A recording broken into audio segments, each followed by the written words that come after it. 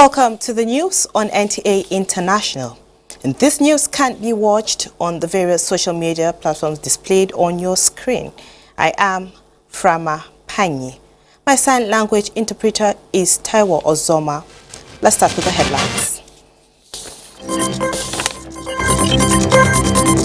Federal government presents Go Live Citizen Delivery Tracker to upscale delivery of dividends of democracy.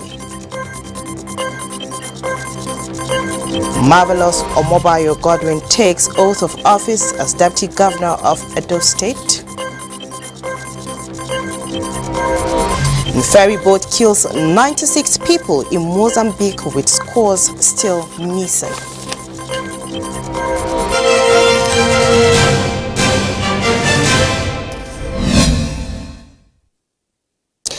We begin from the State House. In his determination to comprehensively upgrade existing primary healthcare centers and construct over 8,800 new primary healthcare centers across all local government areas in the country for accessible and qualitative healthcare delivery with the provision of new social accountability mechanisms, President Bola Tinubu has approved the establishment of the National Health Fellows Program with young Nigerian fellows to be engaged in all the 774 local government areas in the country. In a statement signed by the Special Advisor to the President, Media and Publicity, Ajuri Ngilale, well-trained fellows will serve as fiduciary agents to monitor and track primary healthcare center development and performance, which is to be assiduously measured against all financial inflows to the centers nationwide. The fellowship program will be domiciled in the sector-wide approach SWAP Coordination Office under the Federal Ministry of Health and Social Welfare. The fellows will be recruited, remunerated, and equipped with appropriate tools to track the performance of basic healthcare provision fund-supported health facilities nationwide. And in line with President Bola Tinubu's administration's citizens' engagement, Central Delivery Coordination Unit has launched the Go Live Citizen Delivery Tracker. Presenting the tracker, head of the unit and special advisor to the President on Policy and Coordination, Hadiza Bala Usman, says the app accommodates the 8 presidential priority areas. Hamad Jabani reports the app is to upscale the engagement between the government and the governed. The Citizen Deliverable Tracker is to enable citizens to actively participate in governance and afford every Nigerian the opportunity to oversee and report on project progress throughout the country. The tracker is meant to promote transparency and expand access to reporting on presidential priority policies, programs and projects, as well as enabling Nigerians to provide accurate feedback on the implementation of governance programs and projects close to them. Citizens can see the deliverables and indicators, knowing what government is doing, and provide feedback that will be used to assess the performance of the ministers. The Delivery Tracker is an application which affords citizens the opportunity to view priority programs and projects of the federal government on their devices. We upgraded this application through consultation with a wide spectrum of stakeholders, and it is now ready for use. The CDC also developed a reporting framework and template to accurately assess and report the performance of ministries, departments, and agencies. We are adopting international best practices, utilizing globally recognized performance indicators and benchmarks to assess performance of NTAs in implementation of government priorities on programs, projects, and policies. So public access to information and feedback are critical for building the social contract with government.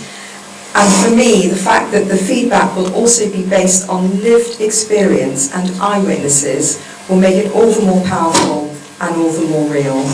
The 8 presidential priority areas include to reform the economy, to deliver sustainable inclusive growth, strengthening national security for peace and prosperity, boosting agriculture to achieve food security. Others are unlocking energy and natural resources for sustainable development, enhancing infrastructure and transportation as enablers of growth. The presidential initiative also gave premium to education, health, and social investment as essential pillars of development, accurate diversification through industrialization, digitization, creative arts, manufacturing, and innovation. The aim of the presidential initiative is to improve governance for effective service delivery. Hamad Jabani, NTA News.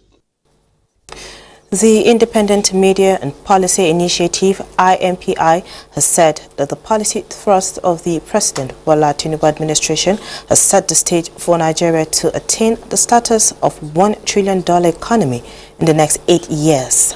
In a statement issued by its chairman, Niyi Akinshiju, the policy think tank argued that administration's decision to partner with private sector players will make it a reality.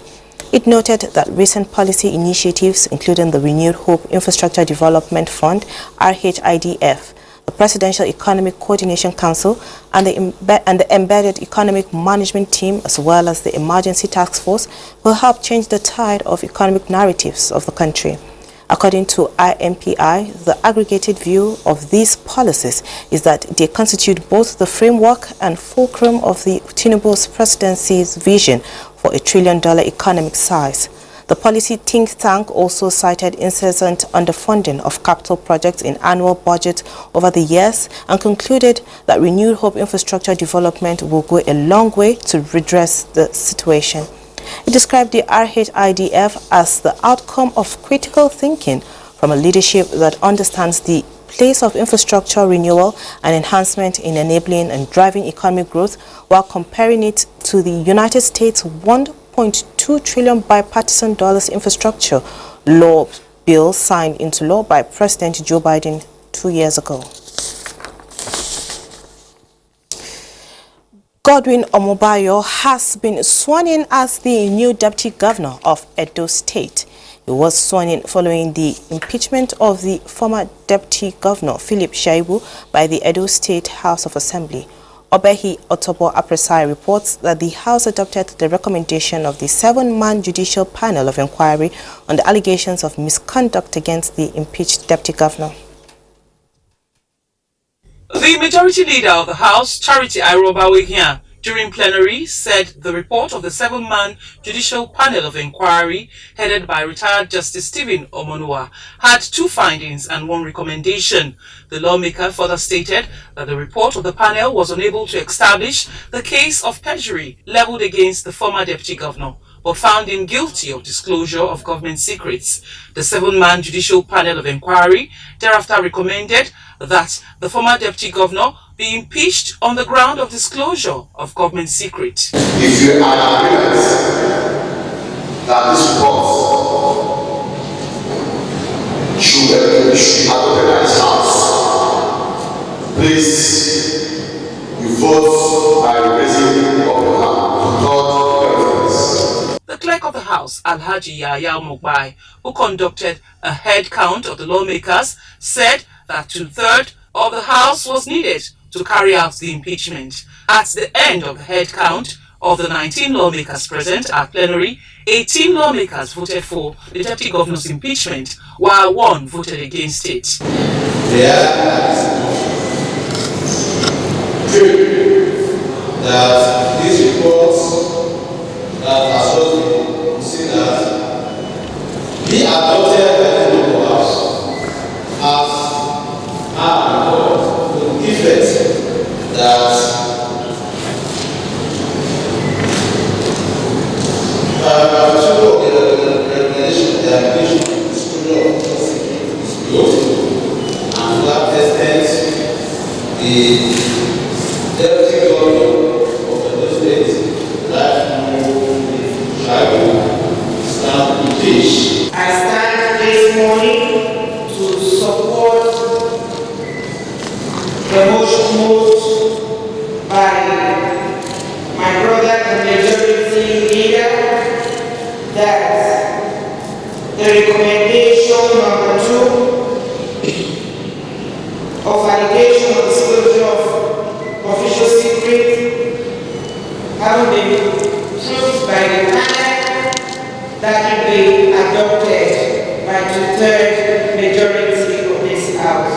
The Assembly thereafter upheld and approved the impeachment of the Deputy Governor. Meanwhile, the Speaker, Blessing Agbebaku, directed the Clerk of the House to forward copies of the impeachment to the Governor, Mr. Godwin Obazeki, for his assent. In Benin, Obehi Otobo Apresai, NTA News.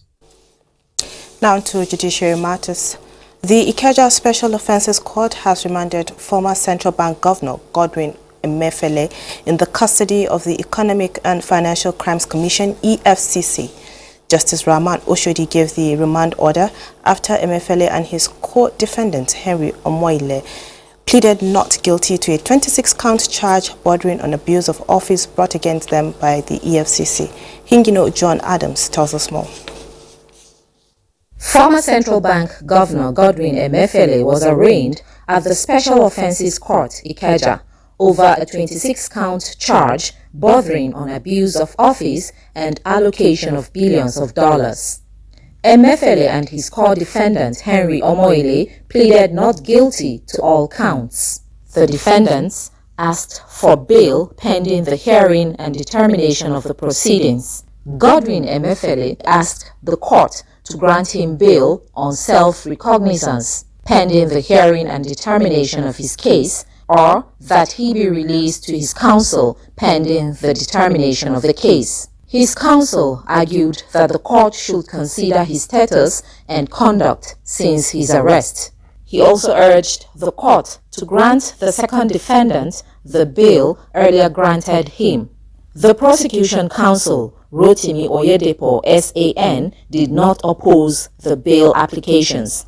However, Justice Oshodi, after listening to the submissions of both counsels, remanded Emefiele in EFCC custody and the second defendant to the Ikoyi Correctional Center and adjourned the case till April 11 for ruling on the bail and commencement of trial. In Lagos, Hingino John Adams, NTA News. And the Federal High Court sitting in Abuja has ordered the service of the court processes on the second defendant on behalf of Binance Holdings Limited in a case of money laundering being prosecuted by the Economic and Financial Crimes Commission. The presiding judge, Justice Emeka Nwite, in his ruling on oral application on whether the second defendant can receive the service on behalf of the company, said under the law, the second defendant is an agent of the company. Judiciary correspondent Austin Anyabe reports. Justice Emeka Nwite in his ruling on the application argued. Justice Emeka Nwite in his ruling on the application argued during the previous sitting of the court held that taking a cumulative reading of the provisions of the Administration of Criminal Justice Act 2015 and paragraphs 5 and 6 of the second defendant affidavit, where he stated that he is an employee of the company and is agent in Nigeria, he has met the requirements set out by ACJA and therefore can be served with a service on behalf of Binance Holdings Limited. Following the ruling, the second defendant entered his plea of not guilty in a 5-count charge. Counsel to the second defendant, Mark, raised the issue of the fundamental human rights of the defendant, who has been in the custody of the security agent in the past 40 days, urging the court to consider his bail. Counsel to EFCC objected to the bail application, positing that it was ill-timed. Justice Nwite said he is mindful of the rights of the defendant and fixed 18th of April 2024 to hear the bail application, while 2nd of May 2024 is fixed for hearing of the substantive suit, marking the commencement of trial. The court also ordered that the second defendant be remanded to the custody of the Correctional Service. Binance Holdings Limited and 2 of its executive members are standing trial on a 5-count charge of money laundering. From the Federal High Court, Abuja, Austin Anyabe, NTA News. Now, the Central Bank of Nigeria, CBN, has directed all banks to stop accepting foreign currencies as collateral for Naira-denominated loans. Statement by Acting Director of Banking Supervision of CBN, Adetona Adedeji, says the directive does not affect Eurobonds issued by Federal Government of Nigeria or guarantees the foreign banks, including standby letters of credit. Adedeji said all loans currently secured with dollar-denominated collaterals other than, as mentioned above, should be wound down within 90 days, as failure to comply will attract sanctions. Let's take a short break now. More news when we return. Thanks for staying with us. Now, world leaders have been urged to prioritize health as human right of every individual, irrespective of location or status. The World Health Organization country representative, Dr. Walter Kasadi Mulumbu, said this during an awareness walk to sensitize Nigerians on their right to a healthy living. This, he said, is part of activities to mark this year's World Health Day, stressing that the theme, "My Health, My Right," is apt. Health is a fundamental human right and shouldn't be a privilege. So today is an opportunity to remind the world why WHO was created and why health is important. The Coordinating Minister of Health, Muhammad Ali Pate, represented by the Permanent Secretary, noted that in line with the renewed hope agenda of the present administration, the health sector has been reinvigorated to ensure universal health coverage for all, starting from the primary health care to the tertiary level. Work together as one. And what I mean by that is the subnationals working together with the national. Because health is not just for the federal government. Health covers the states and the local government.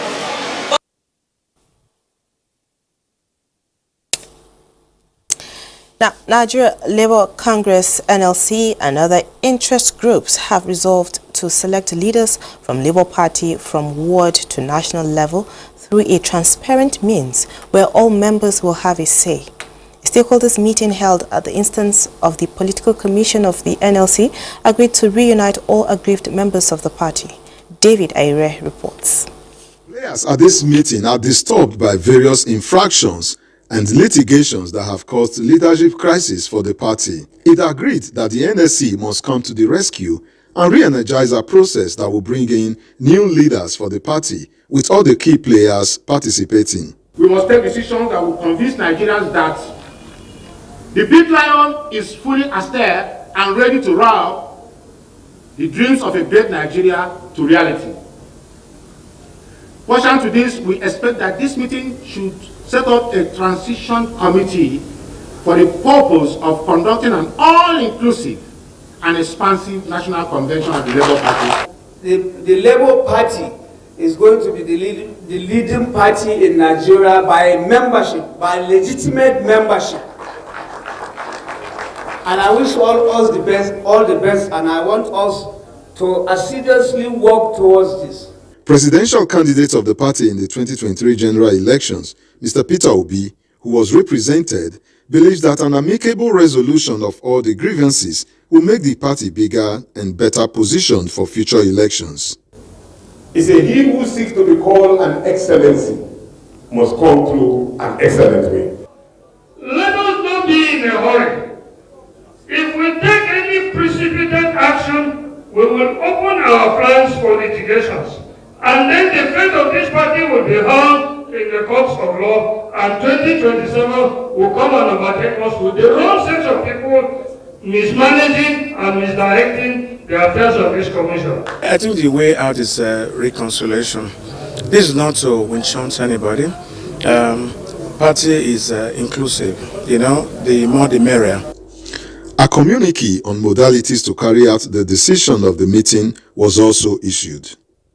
In Abuja, David Aire, NTA News. The federal government has commenced the distribution of 42,000 tons of essential food commodities to vulnerable Nigerians across the country. Minister of Agriculture and Food Security, Senator Abubakar Kyari, flagged off the distribution exercise in Sokoto and appealed to sub-national governments to prioritize agriculture for food security. Salihu Gwanara reports. It is less than 2 months when the Minister of Agriculture and Food Security, Senator Abubakar Kyari, amidst high cost of food commodities on behalf of the federal government, promised to unlock the National Strategic Food Reserve as deliberate efforts to close the gap of food shortage among the vulnerable ones due to government policies of economic transformation. Sokoto State, like others across the country, received a total of 26,404 50 kilograms bags of these essential food commodities, including maize, sorghum, and millet, free from the federal government. I'm glad to also mention that the declining prices and increasing availability of food commodities in various markets across the Federation stems largely from the consistent strategic interventions of the federal government in the past weeks, namely, but not limited to, distribution also of 58,500 metric tons of milled rice, 30,000 metric tons of rice equally procured but warehoused in the interim. I would want on behalf of government and good people of Sokoto State profoundly appreciate our amiable president for providing assistance to our people when it is most needed. Members of the federal government delegation, including the Minister of Information and National Orientation, Mohammed Idris, acknowledged the nationwide exercise as a promise made and kept by a listening government. President Bola Ahmed Tinubu has said from the onset that whatever he will do, Nigeria and Nigerians will be first. And therefore, much as he's also doing that, he is also investing massively towards the production of agriculture, indeed contributing massively in the entire agricultural value chain so that Nigeria will have a secured future through food security. 20% of the food items due for each local government area should be given to the religious organizations, and 3% to be given to boarding schools in the local government areas. Sokoto State government equally used the opportunity to compliment federal government's gesture by adding rice to the food menu of the vulnerable beneficiaries. From Sokoto, Saliu Gwanara, NTA News. Very well. Now, the Corps Marshal Federal Road Safety Corps, Dauda Alibiyu, has directed the over 28,000 corps operatives, regular and special marshals to effectively cover 51 corridors during the Eid al-Fitr Special Patrol, which is expected to commence from 8 to 13 April 2024. In a statement signed, Assistant Corps Marshal Public Education Officer Jonas Agu, the directive is in view of the envisioned increase in vehicular movement and the need to make the highways safe by eliminating all variables that propel road traffic crashes, fatalities and injuries on the nation's highways. In the same vein, the Corps Marshal also congratulated the Muslim Ummah and wished them a blissful, peaceful and safe driving experience as they transit across the nation to celebrate with loved ones, while calling on the motoring public to adhere to the lessons of Ramadan and the teachings of the Prophet by imbibing patience, avoiding recklessness. Now, a makeshift ferry boat has sunk off the north coast of Mozambique, killing 96 people, including children, and scores are still missing. The boat, which had about 130 people on board, ran into trouble late on Sunday as it was trying to reach an island off Nampula province. Comfort Fashion reports.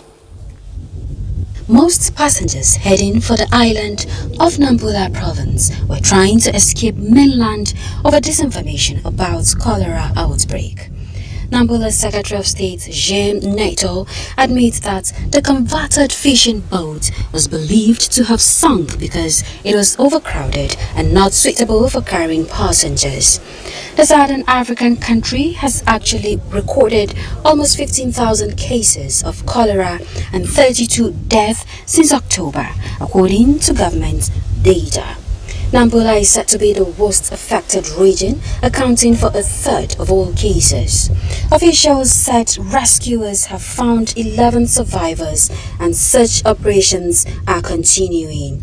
Mozambique has a long Indian Ocean coastline and was a Portuguese colony until independence in 1975. The island is also listed as a World Heritage Site by the UN's Culture Agency, UNESCO. Comforts Fashion, NTA News. Emergency service workers evacuated people on inflatable boats after severe flooding hit Russia's Urals in western Siberia. Consequently, Moscow has declared a state of emergency in the Orenburg region, where rising water has forced thousands to flee their homes. Comfort Fashion has the rest of the details. The Russian city of Orenburg, near the Kazakh border, braced on Monday for flooding not seen in decades, as officials evacuate locals to escape rising rivers in Urals and western Siberia. The river is now reaching dangerous levels in the regional capital of Orenburg, a city of about 550,000 people. Kremlin spoke of a critical situation on Monday, warning that the floods had possibly not reached their peak. Over the weekend, it said floods were also inevitable in western Siberia's Kurgan and Tyumen regions. Thousands of people have already been evacuated. Emergency services said on Monday that over 10,000 residential buildings had been flooded, mostly in the Urals, the Volga area, and western Siberia. They warned of a rise in air temperature, active snow melting, and the overflow of rivers. Much of the city of Ursk was under water after torrential rain caused a nearby dam to burst. However, President Vladimir Putin had ordered a government commission to be established on the floods. Comfort Fashion, NTA News.